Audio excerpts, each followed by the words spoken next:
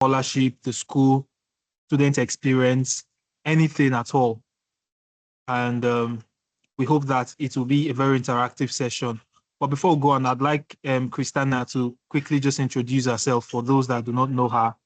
And then Mr. Gavivina to also introduce himself so we can get started. Thank you very much.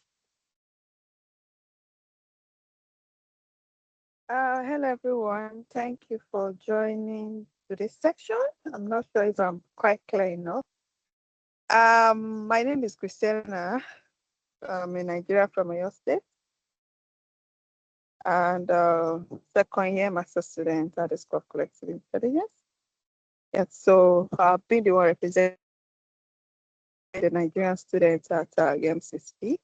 So nice meeting you all once again.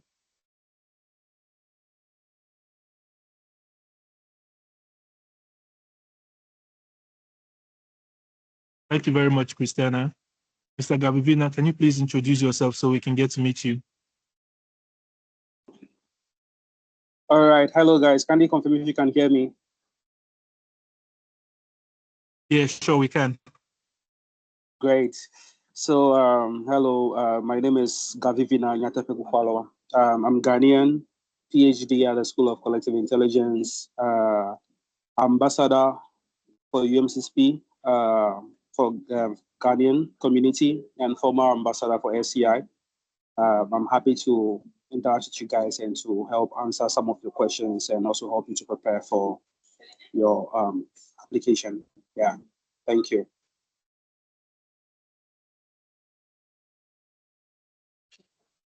Thank you so much, Mr. Gavivina, for that very, very brief introduction. From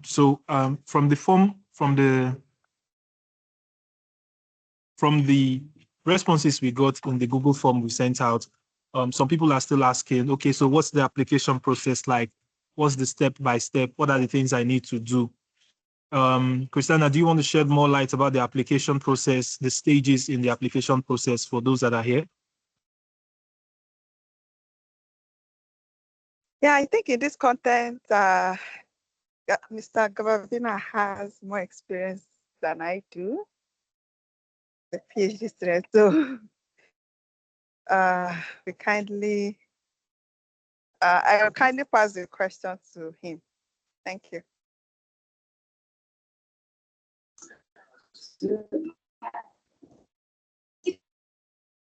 All right.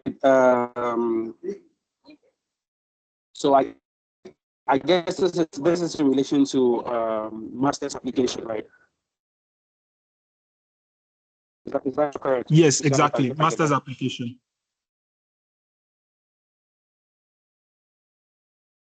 All right. So I mean, of course, the first stage is to apply through the portal.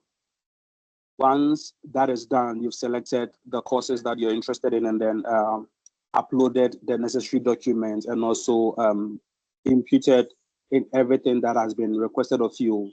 Once you submit that, all you now have to do is just simply wait. That's just it. You wait for the School of Collective Intelligence in general. I mean, these are just the main three stages. You apply, you are contacted to pass the exam, right? Those who make it, those who are pre-selected, move to the next stage. Usually, they don't send emails to people who have not been selected. So if you're not receiving an email automatically, means that you aren't selected for the next stage. So you apply, that's the first stage. The next stage is you are contacted to write the entrance exams. Then from there, those who make it now proceed to the interview phase. Then after that, those who are actually selected now also receive confirmation emails that they've been accepted into the school. So these are just the three main stages. So when it's done, that's just it. All you have to do is just wait till you are contacted for the entrance exams, and then from there to interview. Yeah. Thank you so much, Mr. Gavavina, for that very, very enlightening response. If you're here on this call, please just know that this is a very interactive Q&A section. So if you have any questions, just keep it. I'm going to call you. Maybe you can ask any of these ambassadors any questions you have about the application process. But the second question from the applications, from the form they filled for this meeting, another question people were interested in asking was, okay, let's use collective intelligence as an example. What are the key things that people should highlight in their, in their profile? What are those qualities that the school is looking out for that you think that would put them in good light if they highlight it in their application process, especially in the motivation letter and even in the references? Can any of you share more light about that?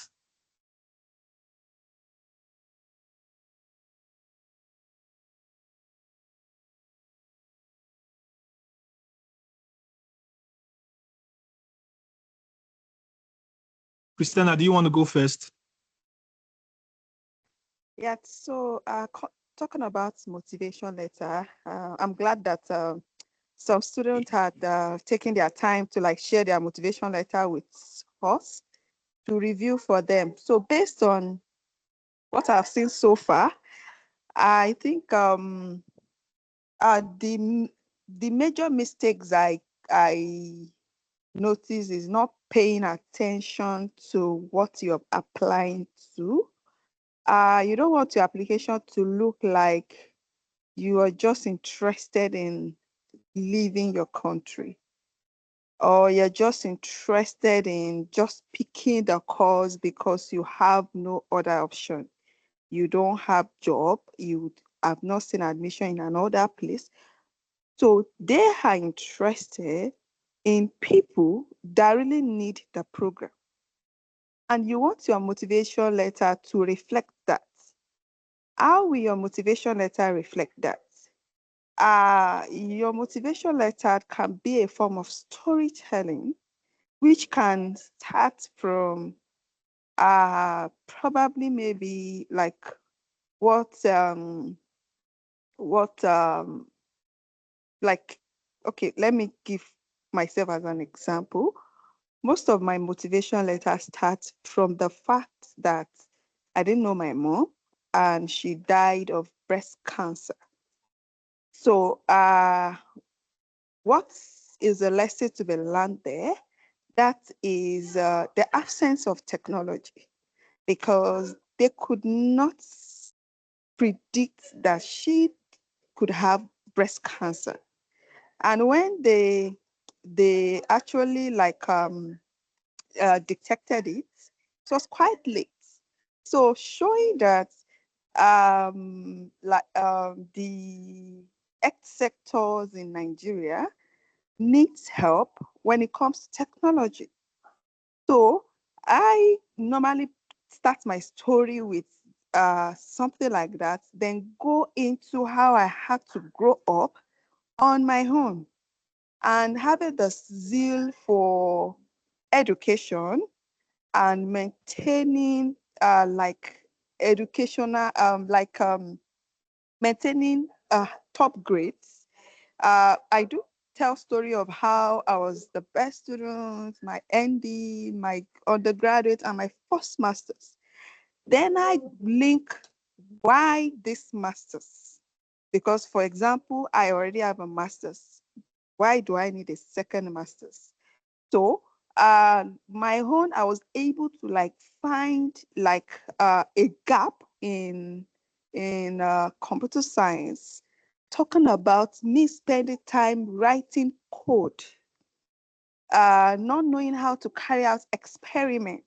Before I wrote that, I took SCI Bronchio to be able to like see the programs that they are teaching and the professors. So I took a specific professor, that is Professor Brent Strickland, and spoke about how I aim on working with this professor, what working with him will do to my future. You understand? So because like those one I saw, there's no zeal. I did not see like a zeal why choosing the program that you have chosen. It's important to your future, then to the aim, the goal that you set for your life. You understand? So that is for me. I don't know, Mr. Gavavina, if you have something to say. All right, yeah, thank you, Christiana, for coming from that perspective. I think it's very important. You actually making that personal connection with the motivation. I think it's very important. I think that's the most important document. Let's assume everybody's qualified, with a good grades and everything. I think the distinguishing factor is your motivation, and every department or every recruiter wants to see how you intend to, what's pushing you, because it's like what's driving you. It's going to be etc. Right? So a problem that you have to live with personally, or a future that you feel you can build with the knowledge and skills that you are going to learn from your training for the 2 years. The recruiter wants to see what you are going to do with that. So first of all, it's just a one-page document. It's just one page. Like, don't really, people sometimes try to write a lot. Imagine people trying to review hundreds of applications, first of all, hundreds of applications, right? What do you want to highlight so that they really just like, when you're skimming through it's very important. So one page is enough. Everybody will want to go through that one page document first before they look at those with 2 pages, etc. So that's one thing. Then on that one page, maximum 4 paragraphs. The structure is very important. Of course, the first paragraph is just you introducing yourself and talking about and expressing your interest in the course. That's one. The second paragraph should just start with the problem, why you're interested, what makes you that ideal candidate. It could be you talking from a personal perspective of like, okay, you have this problem, or this is what you see around, or you talking about the world leading, people who are skilled, and let's say collective intelligence, that's the example that we are using. And then the school is going to help them build the skills to solve this problem, because everything that you are going to learn is to solve a particular problem. So you highlighting that problem and then talking about how the school is going to equip you as key. Another thing to also consider is, of course, collective intelligence for master's degree. UM6P is the only place to be. But are there any similar programs that you could actually do to resolve that problem? Maybe yes, maybe no. So you can also talk about the university as a whole, what they offer. And one thing that I've advised people I advised people on years ago was to talk about the UM6P ecosystem. Because when you come into UM6P, it's not just about your department, it's about the whole ecosystem. It's about start gates, it's about the soul, the students club. There are a lot of things that help you besides your curricular activities. There are these extracurricular activities, the opportunities, the research, the innovation, all these things that are going on. So you have to bring everything together to say, yes, I know I'm qualified for this position. I mean, given my experience and background. And two, this is this kind of problem that I want to resolve. So I want you to help me build the skills necessary. And three, because you are going to provide me with the environment for me to actually, study and also to network and to, contribute to ongoing work and everything. So it's important to put all these things together in like 4 paragraphs. You don't have to talk plenty. The first sentence is always highlighting the core thing. Then the rest is just like, supporting. Once you're able to get everything that way, whoever is going through your document would be thinking about your motivation letter while still going through that of others. They just can't forget that. And they'll just put your document aside and say, okay, I'm considering this one. Else, they'll just skim through and then you put those documents to the left. And then, those who show that motivation will be put to the right. And Christian also mentioned one thing I also want to, add on a little bit, even if assuming that you're not really interested in the program, but you just see this as an opportunity to just maybe travel, or at least it's better than home. If that's even the idea, you have to be smart about that as to how you put it on paper. You have to be really smart about how you put it on paper. You have to really still find something worthy, that actually this university, even if I just leave and just come here, this is how they can still mold me and maybe give me that first platform for me to sort of build my life.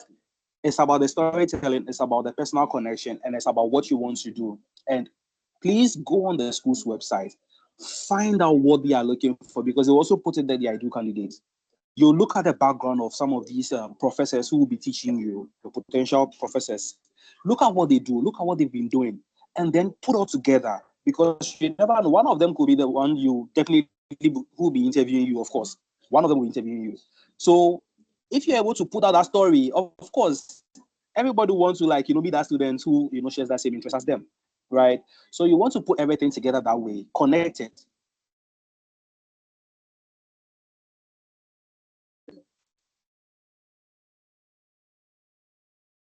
So can you hear me? Yes, Yeah, we sure, can we hear can. now. Yeah, right, yes. So when you connect everything that way, just on one, connect it clearly, go over, and make sure you put only the important keys on the document. I think, yeah, you'll definitely be in the good books of the recruiters. Yeah, thank you. Thank you so much, Mr. Gavivina and Christina, for your very, very, very, very great response to these questions. Because a lot of people are wondering, we don't know what the school is asking for. We don't know what we are going to say that will make them consider us favorably. And I think you've done good work, justice to this question. Another thing I'd like to ask is this. A lot of people say, they don't know if their background aligns with the program they want to apply for. What are some tips you would give for people who come from, backgrounds that are not quite aligned with the sort of programs they apply to? How do you think they can tailor their background and transferable skills to these programs? I think the two of you should go at it, but let's hear from Christina first. Okay. Thanks so much. One of the things that I like doing is to be finding common interests between program and people. Like we have the Ghanaian ambassador, I am the Nigerian ambassador. One word join us together, ambassador. You understand? Gavavina has taught me in like how many courses? You understand? So we might be dissimilar in some aspects, but we are similar in some aspects. So to me, if the students spend their time to see the intersection, this program, I don't know, during my secondary school, there are some like things that were taught maybe in physics that you might see in chemistry, or you might see in mathematics or any other discipline. So me coming from computer science, why am I applying to collective intelligence? There is data science in collective intelligence. So, and I have data skill because like your motivation too, you might want to say why you are a perfect candidate. What are you going to contribute to UM6P ecosystem? What are you going to contribute? Because like programs at UM6P, you learn by doing. For example, Gavavina taught us computer science 3. So, which is more or less like discussion, brainstorming together. So the section we help ourselves, despite the fact that we are after grades. Okay, when a particular group are talking about something I have experience with, I talk and say, why don't you consider this? I remember one of the group telling me that, oh, you told our group to use topic modeling, and they did that. At the very end, the group seems to even perform more than my own group. So why is my skill as a computer scientist needed in collective intelligence? That is like an example. So if you don't take your time at times to like do your background studies. I've seen some motivation letter that they don't even know the full meaning of UM6P. They don't even know the full meaning of the program they are applying for. Like last year, somebody said selective intelligence when it's supposed to be collective intelligence. Yeah, so you really need, don't, like, before you disturb one person on your application. During my application, I did not disturb anybody. I was even busy with my master's project. So before you disturb somebody about your application, do a lot of work yourself, so that when you are asking question, it's just maybe a line of question that you drop, and the person will be like, we just like provide answer for you, but not like you want the person to be teaching you. So you just do your own research and find the link. Thank you.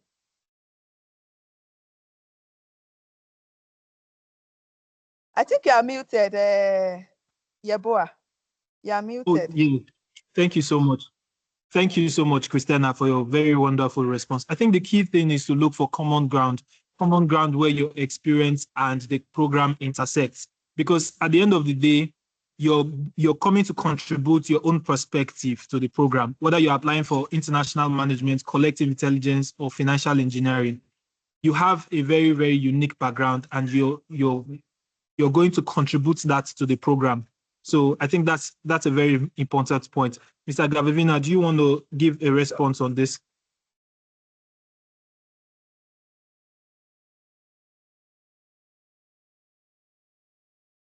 Mr. Gavivina, are you there? Yeah, Aqua. So, Christiana, thank you for actually hitting the nail right from the head. Research is important. Yes, can you hear me? I'm speaking. Can you hear me? Yes, sure, we can. Right. Yeah.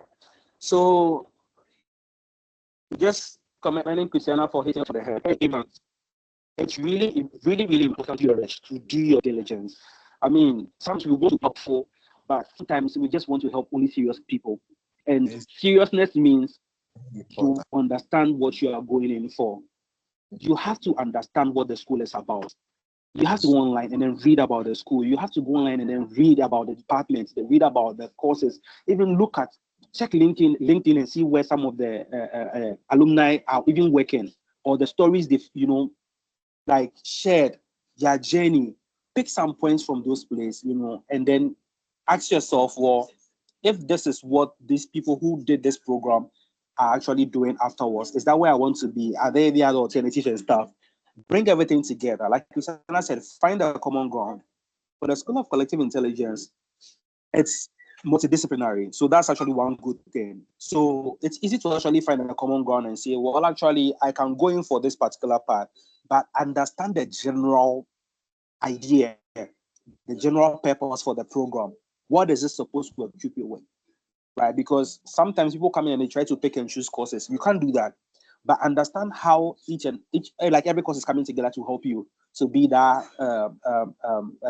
alumnus of the school and what they expect of you to do out there and out. So when you do your research and understand what everything is about, you are able to tailor your motivation around these ideas and then have this way of putting yourself as, I am the ideal candidate for you because of ABC. You put it clearly that I'm the ideal candidate because I have this background, but not only the background, because motivation trumps skills. When someone has the skills or is qualified, but they're not motivated, that you don't want to actually take on that student. But when someone is not really qualified, but they show that desire to learn, they have that motivation. That motivation alone is going to make them acquire their skills to be competent, right? So you have to, show that you are motivated because you understand what that program will help you achieve or what that program will help you do. And I think everybody will be happy to say, well, our students is here or is doing this thing out there, is at this university or at this company and doing all that stuff. They want to be part of their students. So think about that when actually trying to also, write your motivation to ensure that you're able to entice them and let them know that you are the one that they want to be proud of. Yeah. Thank you so much, Mr. Gavavina. I think we've already spent more than 30 minutes in this our interactive session. I think we should take questions from participants now. Mr. Issa, please drop your hand and ask your question. Okay, good evening. Thank you so much. I have two questions. My first question is regarding finding faculty members that align with your interest.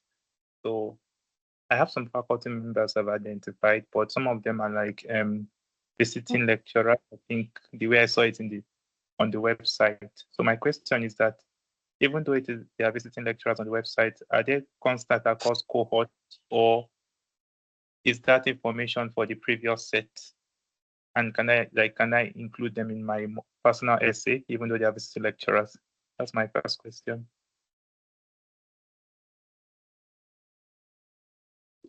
Okay. Isa, I didn't quite get your question. You said you wanted to include them in your essay. What do you mean by that? Okay, so we have like some faculty members that I have found and identified that they have research that aligns with what I want to do, and I want to include them in my essay. But the website says that they are visiting lecturers, so I don't know if visiting lecturers are still constant across cohorts, like, because the website has for previous years visiting lecturers. So I don't know if they will still be there for this year, if including them would be relevant to my application, or I should just stick with the permanent ones, which are like just 2 people.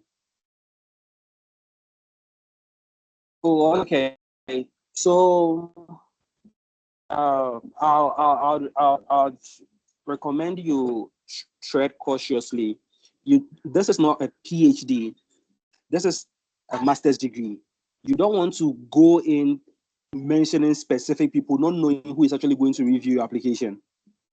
You see the idea? So you want to tread cautiously, because if it's PhD, you know you're going to work with 1 or 2 people. So you can actually mention 2 to 3 people that you know are in a particular department that their works interest you and you want to work with them, closely with them. But for a master's degree, you want to just talk about the department as a whole and what they are doing, right? You want to mention them more and not to really zoom in on one specific or 2 people. You get that? Okay, thank you so much. Thank you so much. Please, I have another question, a very short one.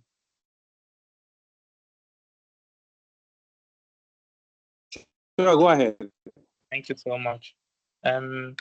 Regarding the O levels results, the baccalaureate. So let's say I'm in history now. I did a course like computer science in my high school. I feel that computer science will be relevant for this application, even though my core courses in history will not be computer science.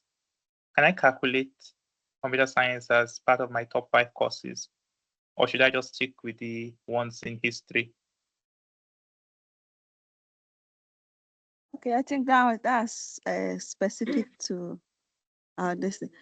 I think you're not required to like enter each subject and each grade. If I remember, I didn't check the application portal for this year.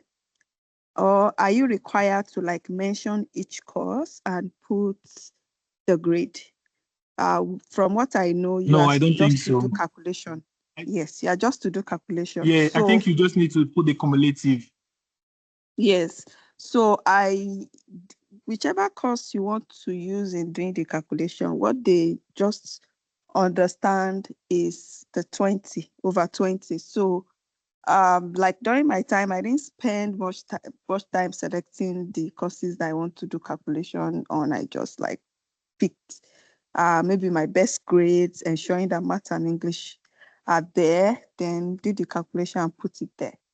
So because you're not going to defend which of the subject did you put, you're going to still submit the documents and they will see everything themselves.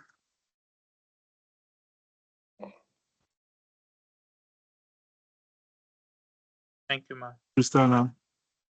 Can we have Jamil? Jamil, you can drop your hand and unmute yourself and ask your question. All right, thank you very much, Mr. Yebua. So my question is basically on the application portal. So although I haven't started with my application, but I am on the WhatsApp group and I've seen 2 students complaining So regarding the portal, like after creating their student account, so they receive some feedback that they are going to receive a link, so directing them to create their password and continue with the application.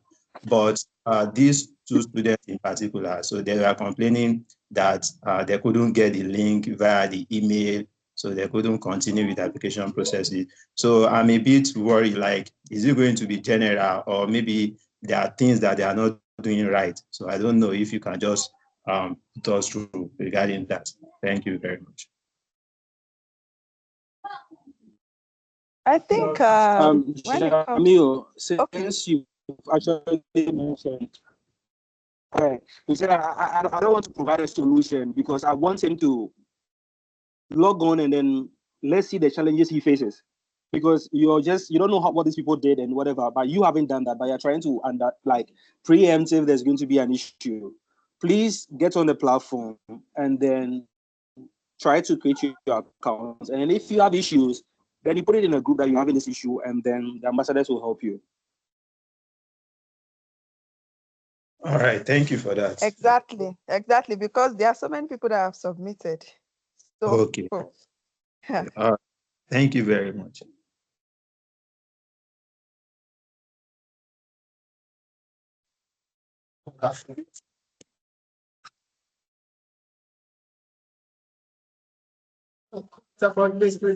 Yeah, but Ola, we are not can you hearing please you. drop your hand and ask your question? Yeah.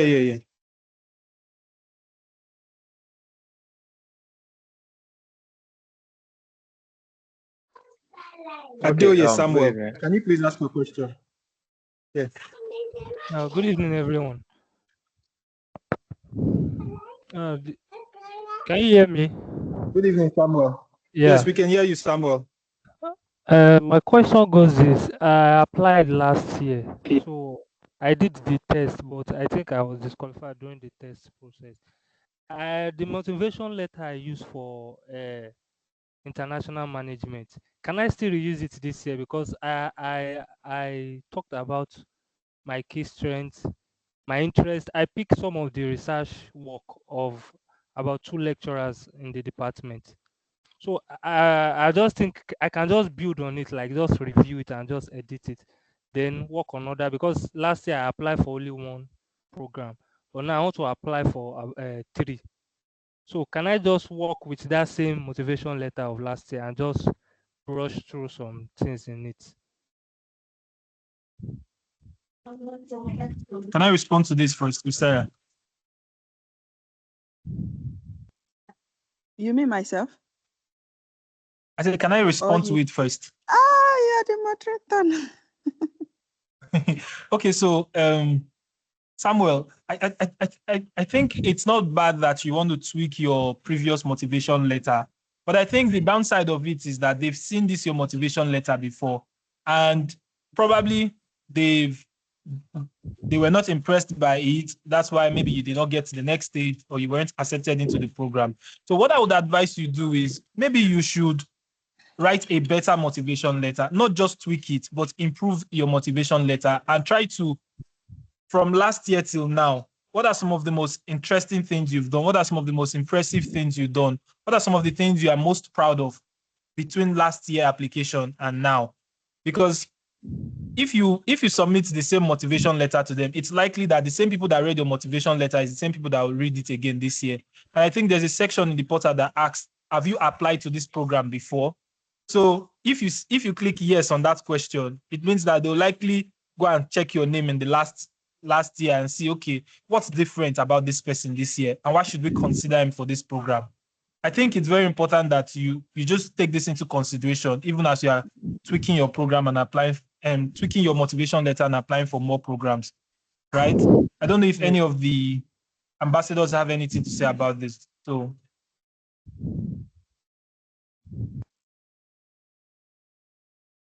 Right. All I'll just add, I think he mentioned that he went through he got to the exams part and then he was disqualified. So I think that's a good indication that the motivation was good to actually get him to the first stage. But as Yeboah said, this is your motivation is you. I see. I can write good motivation letters, but I'm not in you to actually know how bad you do this. So from last year to this year, like I said, what has changed? Right, even the rejection from last year is just another motivation. Right, you got rejected last year. It adds to something. Something has changed now. You've learned more. So definitely you can do that, right? You don't have to just tweak it. You can do better. You can write something new, right? And make sure that you are writing. If you're applying to different courses, make sure that you are actually having different motivations for them, not just like tweaking and just taking some things out. Like genuinely sit down and ask yourself questions and then write.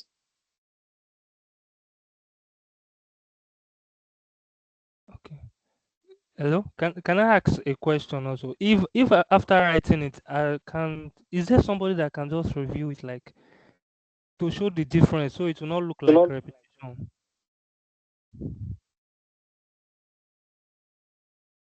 I don't know about the difference though, but if you need someone to look at your motivation letter, that's fine.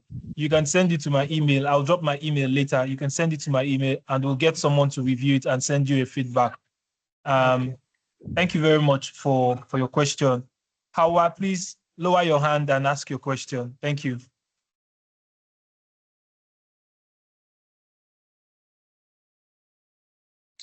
Thank you. Can you hear me? Good evening. Please, Yeah, can good I evening. We can hear you. can I use Europass and CV for my application?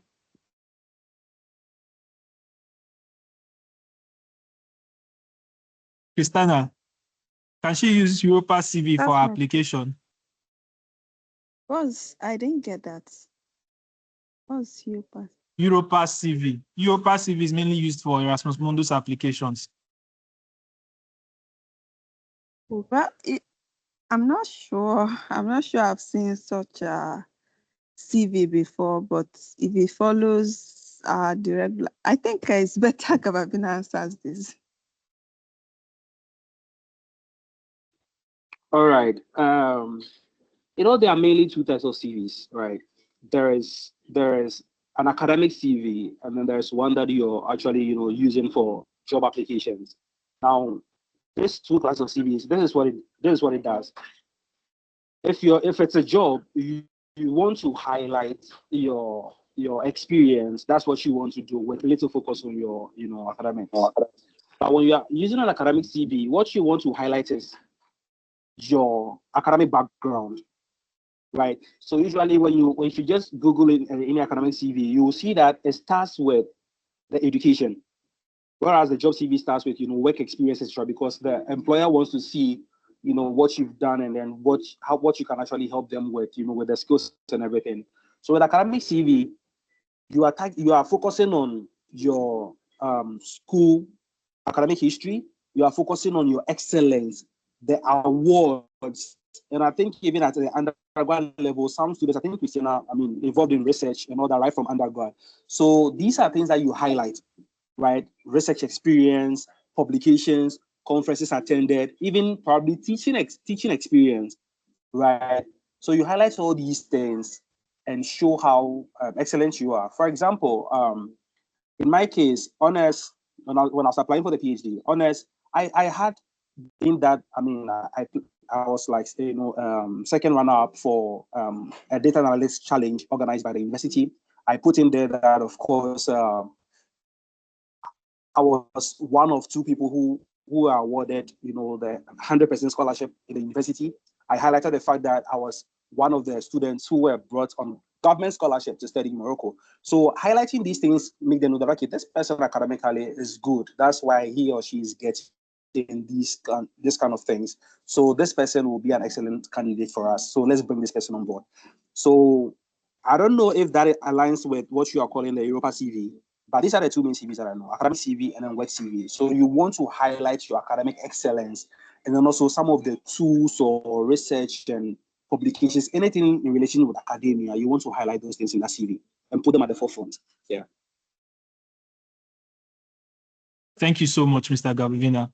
So I think that answers it because the Europa CV is mainly used for applications in Europe, maybe university or job applications in Europe. And this is not Europe, this is Africa.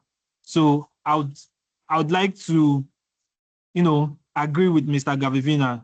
I think what you should do is to get an academic CV, not a Europa CV. I think that's the best thing you should do. Is there anyone with any question? Do we have anybody with any questions? You can go ahead, because this meeting will end exactly at 8 p.m. Yes, please. I have a question. Hi, good evening. Yes, please. So my first question is general, and the second one is directed to African lady. So my first question is, I'm a double degree student, and they have like two system of notations. In my first year, I was in Morocco. The second year, I was in France. And in Morocco, we were using the English GPA of 4 point something. And in France, they were using 17 out of 20, the French way. So I want to know, because in the slide for putting your grades, I can't put, you have to choose one. So what me attempted to do was to mark it over 100 and attempt to just change my both of the grades to 100%. Is this okay? Because I tried to mail them and I'd never got any responses. So, and honestly, I think I asked a couple of people to, but I think they were busy. So I don't know. What do you suggest I do?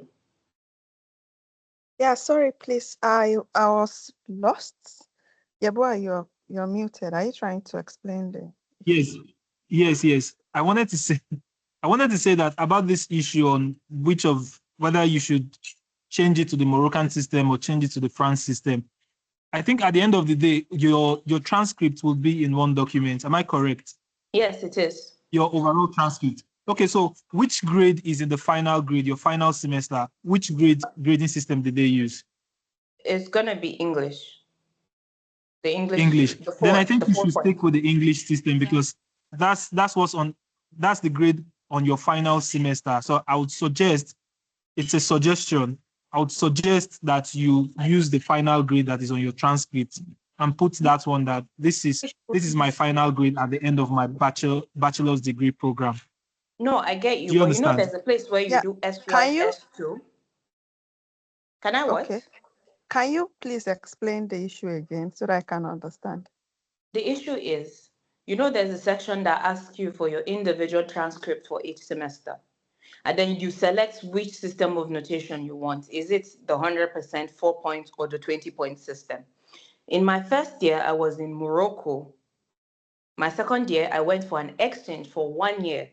And in France, they use the French system. So you see that I already have two systems.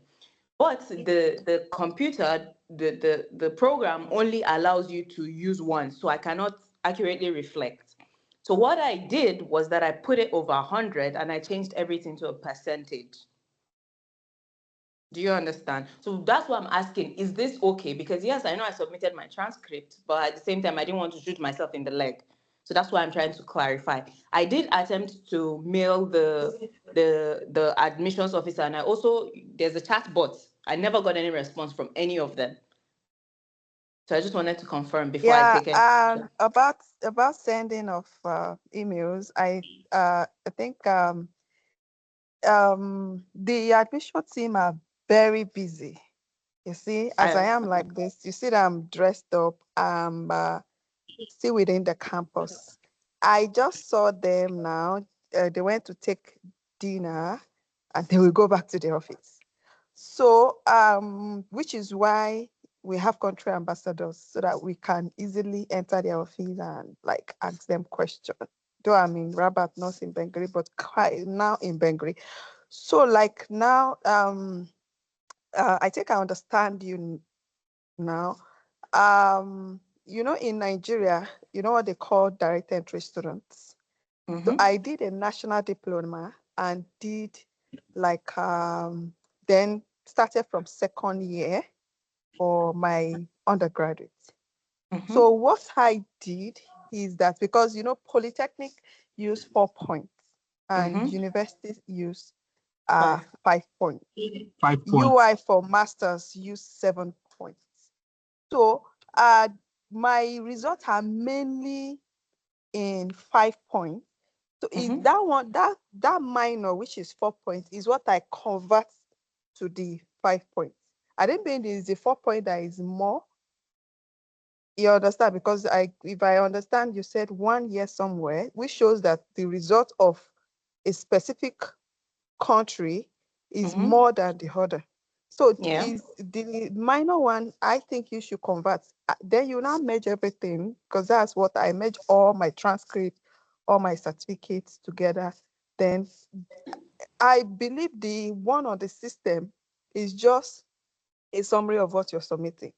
They check all documents. Like they told me yesterday that they will start with international students first. Okay. So that they can quickly get back to you before the national student. Okay. Okay. That being aside, I have a personal question that to you actually, because I think the last time you sent. Aisha, can you wait for a moment? Can you just give us a moment? Can you give us a moment? Because we're pressed for time, and I'm hoping to end this meeting by exactly 8:05 o'clock p.m. Okay. So let me just take let another me just person's plead question. on our If behalf. we still have time, No. then we get back to you. Yeboah, let me plead on our behalf. I know we have a program. That is why Yeboah is quite then which will cost us a long trek because we are in another campus to go to the other campus. Yeah, so can you quickly Okay. Yeah. Sorry, So, Yeboah. sorry. So I was at the Teams meeting the other day, and you mentioned that you came in second for the entrance exams you wrote. I wanted to ask, so does this higher rank, does it qualify you for the excellence scholarship, or how does it work? Which higher rank? Like, in the excellence scholarship, it's graded. So does this position qualify you for a higher excellence? Because I think there's excellence and social criteria, right? Yes. Yeah, there are actually things that they look at for. They check your motivation letter, they check your CV and your documents. So in my own case, I think you remember that I mentioned I was ranked second in the admission. In my own case, I maintained You mentioned what? You're muted, Christina. We can't hear you. I can't hear you. before my Christina, undergraduate. you're muted. We can't hear you. No, I'm not muted. It went off. I'm You not said you muted. maintained what? Okay. Oh, maybe network. Yeah, so like I maintained excellent grade from my ND, you understand. Then if you check my CV, you see like good work experience there. You understand? Because I started working before my undergraduate. So checking my grades, checking my motivation letter, checking my CV and my entrance exam, including my interview, that is because they score you on each of these, then Okay. aggregate and rank the students.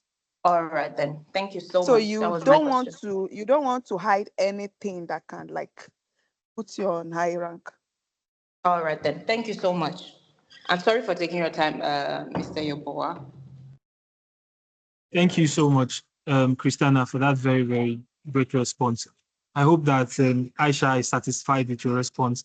Let's take Hawa one more time, and then we can call it a night. Hawa, please drop your hand and unmute yourself and ask your question.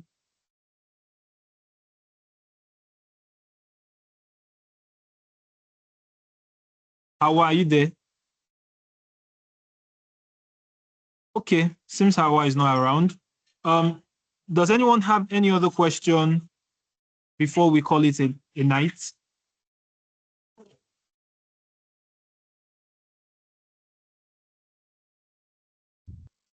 I don't know if Nathaniel had a question. His hand was up. Yeah. My hand was raised. Thank you. Okay, please, can you hear me? Yeah, sure, we can. All right. So my question is to you, Yeboah, and to Christiana. So I was gonna ask what you think is best for second-time applicants if they should go ahead with another account, or they should use the previous accounts they used last year?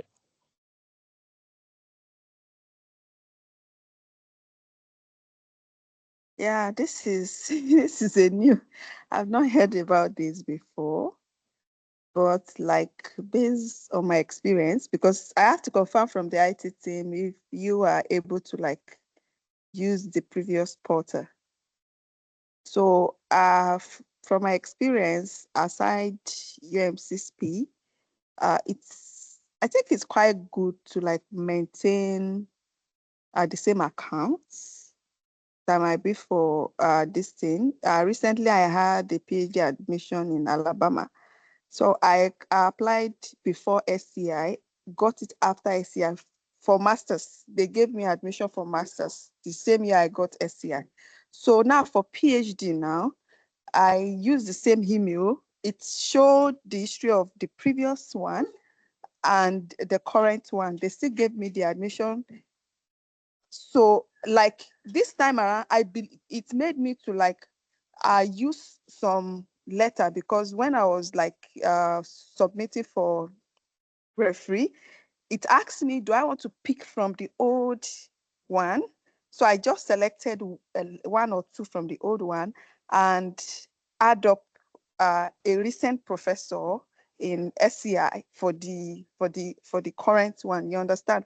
But you might be scared that maybe some things you didn't do well in your previous this thing. I think or maybe what do Mr. Gavavina feel about that? All right. Nathaniel, if your worry is because you've already applied and it wasn't successful, it's going to impact your future applications. The thing is, it won't, right? What happens is that the whole platform of portal is to help the admissions team get the applications over to the various departments. So your concern shouldn't really be about the platform. It should just be about the quality of your application, because it's just going to be sent over to the different departments for them to actually review. So that's just it. But if it's really bothering you, I think having another email address to create an account, I don't think will hurt anything. But I think it's just okay to just maintain the same account. Yeah.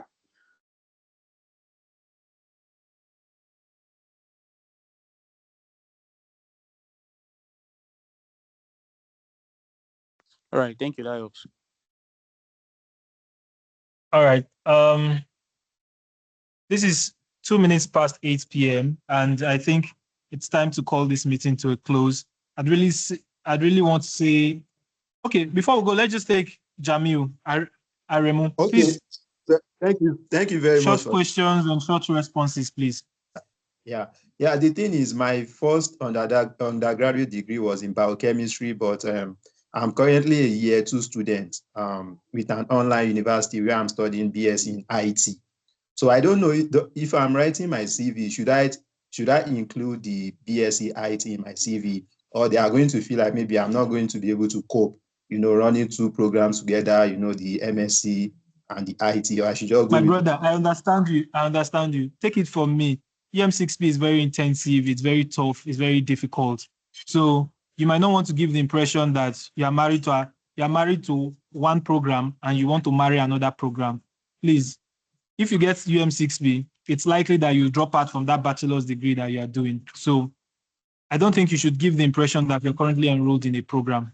So from a brother to brother, remove that in your CV. Thank you very much. So before we go, I'd just like to ask any of our ambassadors if they have any last words for applicants, then we can call it a close. Mr. Gavavina, what are your parting shots?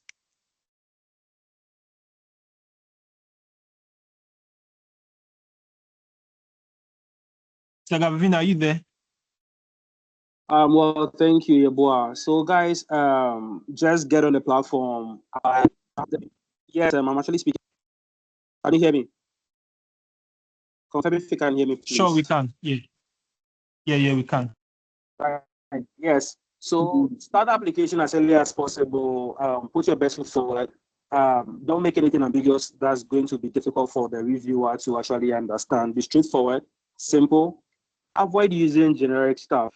Careful how you're using LLMs, AI in your writings and all those stuff. Be authentic, be you, be original, tell your story, right?